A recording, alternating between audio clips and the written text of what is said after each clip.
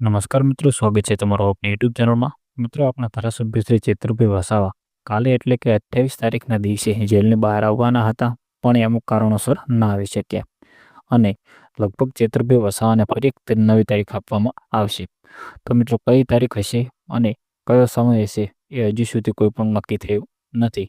તો મિત્રો, જેવા જ આપણને સમાચાર મળશે એવો હું વિડીયો ડાયરેક્ટ પોસ્ટ કરી નાખીશ. એટલા માટે તમે જો આપણી ચેનલની અંદર નવા આવ્યા હો તો ચેનલને સબસ્ક્રાઈબ કરી દેજો અને વિડીયોને લાઈક કરી દેજો.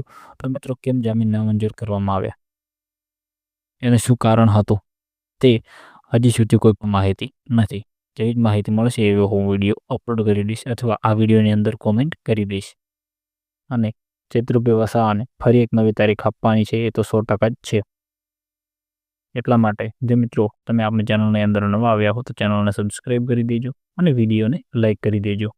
અને મિત્રો, આ જામીન અરજી નામંજૂર કરવાના કારણે બધા જ ડેડિયાપાડાના લોકો અને જે આદિવાસી સમાજ છે તે આ સરકારથી બહુ જ નારાજ છે.